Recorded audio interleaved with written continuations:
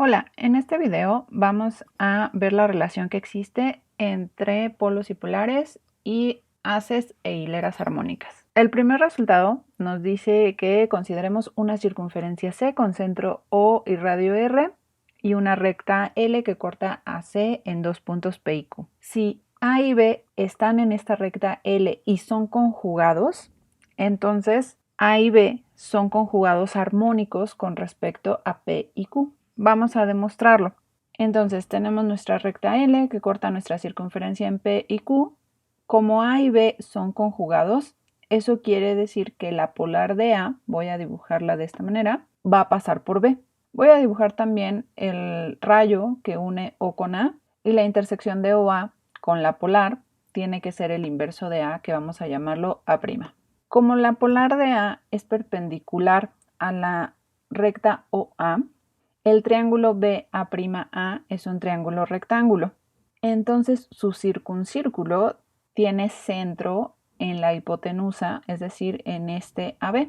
Voy a trazar ese circuncírculo y como A y A' son inversos y este circuncírculo es una circunferencia que está pasando por dos puntos inversos, entonces este circuncírculo y nuestra circunferencia original son ortogonales. Pero además, si cambiamos la inversión, es decir, si ahora invertimos con respecto a este circuncírculo, como P y Q viven en esta circunferencia ortogonal a nuestra circunferencia de inversión y AB es un diámetro, eso quiere decir que P y Q son inversos. Pero además ya sabemos que los inversos, P y Q, son conjugados armónicos con respecto a los puntos de intersección de la recta donde viven P y Q.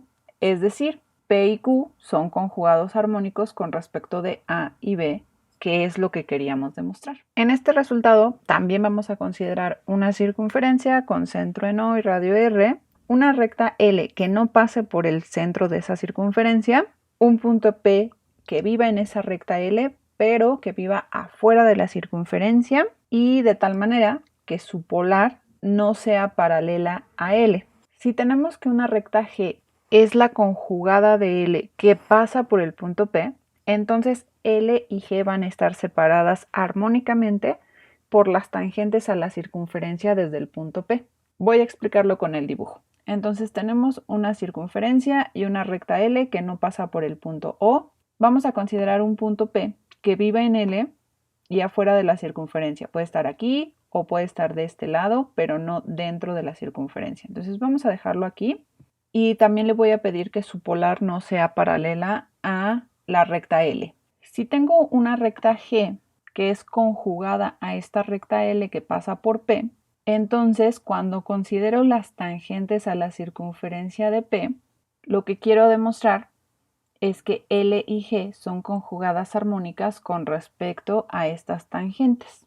Primero, voy a denotar por R y S a los puntos de tangencia y voy a trazar la recta que une a R y a S. Primera observación, como estas rectas rojas son tangentes a la circunferencia, eso quiere decir que esta recta es la polar de P. Acuérdense que la construcción para inversos, para encontrar el punto inverso cuando P está fuera, pues trazábamos tangentes, uníamos y la intersección con OP nos daba el punto inverso. Entonces así podemos decir, esta recta verde es la polar de P. Ahora vamos a utilizar el corolario del teorema fundamental con RS y la recta L. Entonces tenemos que el polo de RS vive en la recta L. Eso quiere decir que el polo de la recta L debe de vivir en la recta RS. Voy a marcar ese polo y entonces aparece también en G. ¿Por qué vive en G? Porque recuerden que por hipótesis L y G son conjugadas. Es decir, el polo de G vive en L y el polo de L vive en G. Por eso es que L vive en esta intersección. Ahora voy a llamar B a este punto de intersección entre L y la recta RS y vamos a buscar quién es la polar de este punto B. Como B vive en la recta L, eso quiere decir que la polar de B debe de pasar por el polo de L. Entonces su polar pasa por L. Pero B también vive en la recta RS. Eso quiere decir que la polar de B debe de pasar por el polo de RS, entonces debe de pasar por P. Como una recta está determinada por dos puntos, pues entonces la polar de este punto B es esta recta G. Yo digo que con eso ya terminamos, porque entonces B y L son puntos conjugados, es decir, la polar de B, que es G, pasa por L, y la polar de L, que es la recta L, pasa por B. Aplicamos el teorema anterior que nos dice que cuando tenemos una recta que corta en dos puntos a la circunferencia y en esa recta tenemos dos puntos conjugados, B y L, entonces tenemos una hilera armónica, es decir, B y L son conjugados armónicos con respecto a R y a S. Como P es el vértice del haz que une las rectas PR, PS, PB y PL, entonces tenemos un haz armónico. Por lo tanto, concluimos que L y G están separadas armónicamente por estas rectas tangentes a la circunferencia desde este punto P.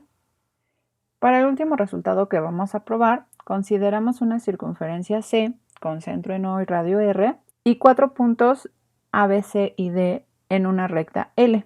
Si estos 4 puntos forman una hilera armónica, es decir, si C y D son conjugados armónicos con respecto a y B, entonces las polares de estos puntos, vamos a llamarlas A, B, C y D, respectivamente, forman un haz armónico.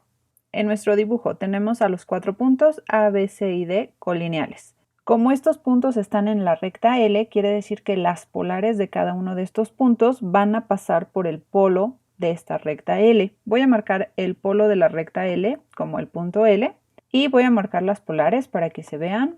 Todas pasan por este polo y lo que queremos ver es que si aquí ya tenemos una hilera armónica, entonces este haz con vértice L también va a ser armónico. Es decir, C y D van a ser conjugadas armónicas con respecto a A y a B.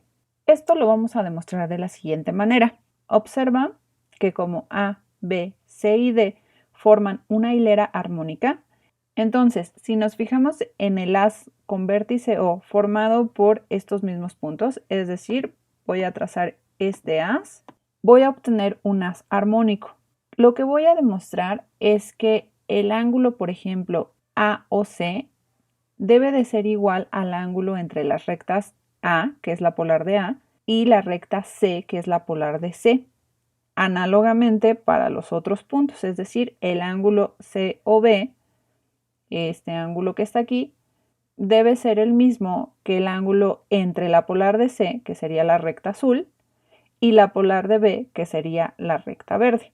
Vamos a demostrarlo solamente para un ángulo y para los demás es análogo. Voy a dejar únicamente a las rectas OA y OC y también voy a dejar únicamente a la polar de A y a la polar de C. Lo que quiero ver es que el ángulo AOC es igual al ángulo que se forma con estas dos rectas. El punto de intersección de la polar A con la recta OA es el inverso de A, vamos a llamarlo A', y el punto de intersección de la polar de C con OC es el inverso de C y vamos a llamarlo C'. Este otro punto de intersección entre la polar de A y la recta OC voy a llamarlo CB'. Y observa lo siguiente. El triángulo formado por CB', A'O es un triángulo rectángulo, porque recuerda que la polar de A es perpendicular a la recta OA. Pero también el triángulo C'L, CB' es un triángulo rectángulo, porque la polar de C es perpendicular a la recta OC. Esos dos triángulos van a ser semejantes, porque si te fijas tienen en común el ángulo que vive en CB'. En particular, el ángulo que vive en O es igual al ángulo que vive en L, y eso es lo que queríamos demostrar. Esto lo podemos aplicar para cualquiera otro de los puntos, ya sea B o ya sea D. Vamos a tener que los ángulos del haz formado con O, vuelvo a escribir este haz, son iguales a los ángulos que se forman con el haz con vértice en L con las polares de los puntos. Por lo tanto, como estos puntos son armónicos y este haz desde O es armónico, entonces también el haz que tenemos desde L va a ser armónico. Y esto es lo que queríamos demostrar. Con esto terminamos esta clase.